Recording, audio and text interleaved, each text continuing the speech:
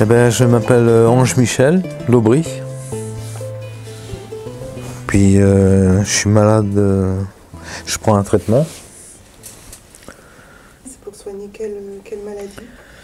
C'est la schizophrénie.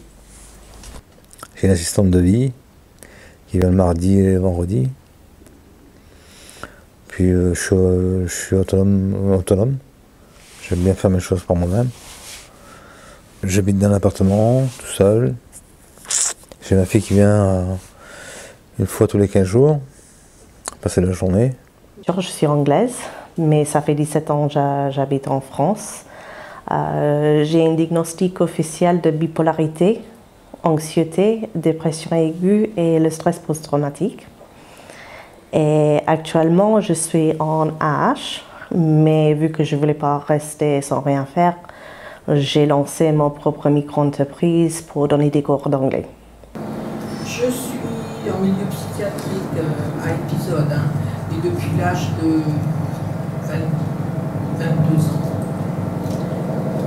Et même avant, je sentais que j'étais un terrain sensible. J'ai quand même trouvé un joli monsieur, un gentil monsieur qui a bien voulu m'épouser. Et bon, la suite logique, c'était un bébé. Et le bébé, ça a été un peu dur, quoi. Je suis mariée avec le papa de Florian depuis, ça va faire 3 ans cette année. Ça va faire 11 ans de vie commune aussi cette année. Donc, on s'est rencontrés à Advocacy, à l'association. Il était SDF.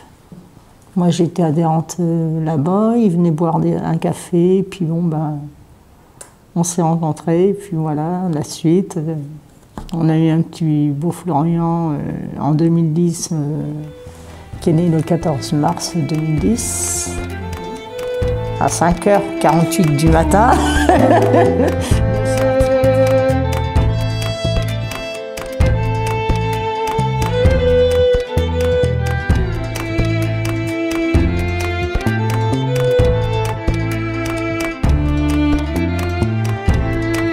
Quand je le vois, je suis contente. Je lui demande comment ça se passe l'école. Il me fait voir son cahier de liaison pour savoir quelle couleur il a eu tel jour et tel jour. Ça passe plutôt bien sûr, avec Frédéric. C'est un petit peu plus difficile. Je ne vois pas autant que je veux. Et les relations avec son papa sont très tendues. Donc, aucun contact hors de mes droits de visite. Donc on profite le plus qu'on peut, mais par rapport à moi, je doute de moi tout le temps. Je ressens que je n'étais pas assez présente pour lui, que j'ai raté mon rôle de maman avec lui. Maxence, c'est beaucoup plus facile. On a le contact régulier. Il a une semaine chez papa, une semaine chez moi. Et je suis beaucoup plus présente pour lui. Bonne relation, ouais, impeccable. Pas de problème. Tu peux développer peut-être un petit peu là-dessus? Non, mais il y a des bonnes relations, mais il a grandi, Charlie. Ouais, grandi, ah oui. Là, elle a eu. C'est facile qu'elle grandisse. Oui, mais en ce moment, ça dure un petit moment que ça dure. Il y a à peu près 1 an, elle me téléphone plus. Je vais rester 15 jours sans nouvelles. Et au bout de ces 15 jours-là, quand elle vient, c'est sa journée de venir, elle me téléphone le matin. Mais c'est trop tard, parce que je vais la chercher à 11h. Ce que j'ai compris une fois, tu la vois encore un peu comme une petite fille, parce qu'elle sort maintenant, elle a des copains-copines, et puis ça, un petit papa protecteur, quoi, encore. Ah ouais. Si je dis pas de bêtises. Non, c'est vrai. Des fois, quand je suis courageuse, on fait un gâteau ensemble.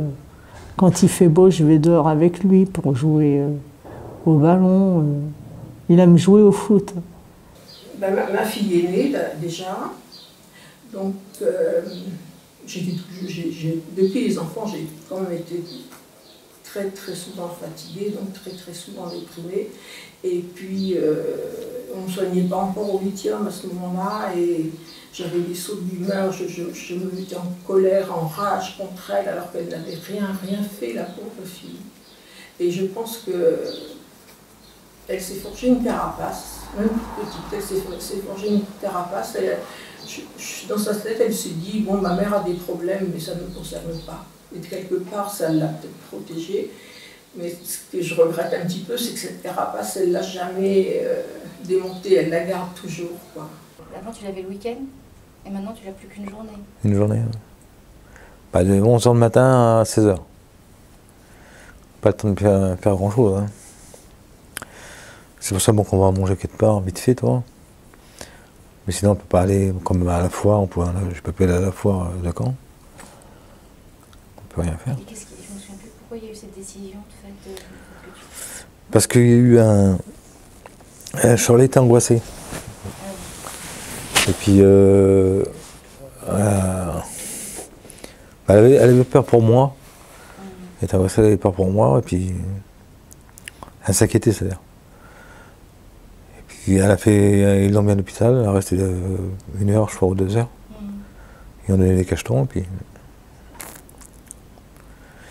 Et ça fait qu'après, il y a eu plus de dialogue entre moi et Charlotte, même peu de dialogue. Et ces dames-là qui viennent là, le samedi avec Charlotte, c'est pour rétablir un dialogue, toi. Quand il arrive, là, on voit que on se détend tous les deux, on est heureux de se retrouver. Et j'espère juste qu'il a 17 ans maintenant, il va bientôt avoir 18, il peut commencer de faire ce qu'il veut. Et j'essaie de dire que peut-être j'ai pas la quantité de temps que je veux avec, mais le temps qu'on a ensemble, c'est vraiment de temps de qualité. Mais il y a des moments, il s'amène vers moi et puis il me dit « Oh, t'es belle, maman ». Non, mais des compliments, ça me touche énormément venant de Florian. Donc. Et mon fils, c'est un jeune de 32 ans, quoi. Là, c'est plus fluctuant avec lui, parce qu'il est très soupolé.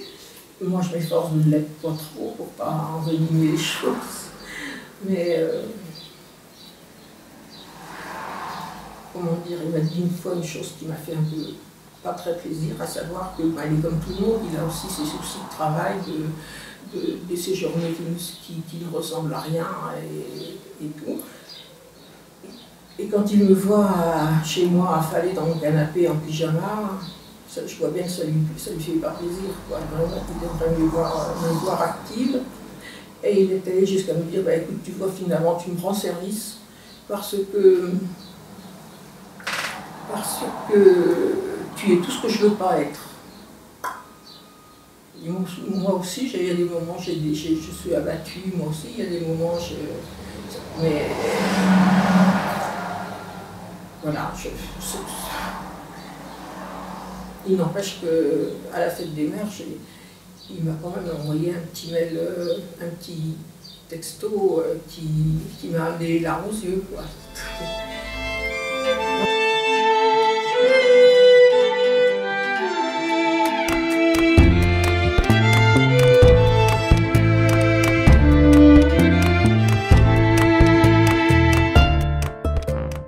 Je n'ai jamais été vraiment en détail, c'est juste que des fois maman va être super heureuse, très motivée, mais d'autres fois maman va être triste et pas très bien.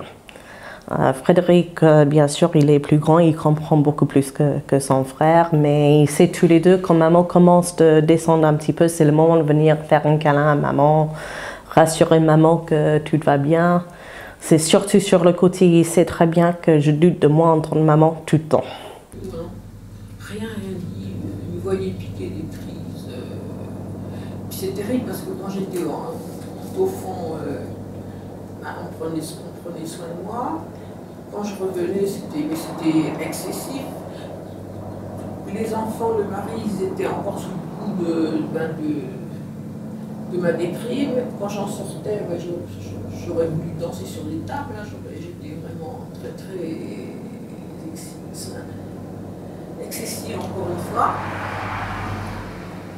Et puis personne ne comprenait, ils n'avaient pas envie de danser, eux, après le lendemain de ce que je leur avais fait subir. Je ne comprenais pas.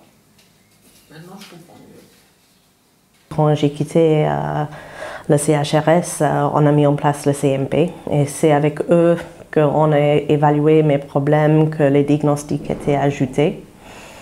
J'étais un petit moment sans besoin vraiment de suivi, puis malheureusement j'ai eu une fausse couche en 2010 et ça a reclenché tout et depuis 2010 je suis suivie tout le temps par une psychiatre et une infirmière au CMP de Coutances. Puis je fais de l'expérience, de la première expérience à ma deuxième grossesse, on a mis en place des aides familiales, c'est quoi ça s'appelait à ce moment-là, des perles, ces filles. Moi ça me soulageait grandement, elles s'occupaient du ménage, je n'avais plus qu'à m'occuper du bébé. Moi, le foyer, là, ça m'intrigue un petit peu quand même. Le foyer. Ouais. Mais le foyer, c'est pas très recommandé pour les ados. Il y a toujours un qui fait l'imbécile. Ça t'inquiète un petit peu de ne pas être tout le temps... Ce que je regrette le plus, c'est de ne pas l'avoir pris avec moi. Ouais. Tu n'as pas senti d'attaque à la prendre avec toi? Ah, justement, mais j'ai demandé ça à des médecins, tout ça, ils m'ont dit que avec mon traitement, tout ça... C'est eux qui te l'ont dit, mais toi, t'en pensais quoi? Toi, tu penses que moi, j'aurais bien voulu l'avoir quelque temps. Quelque temps? Ouais.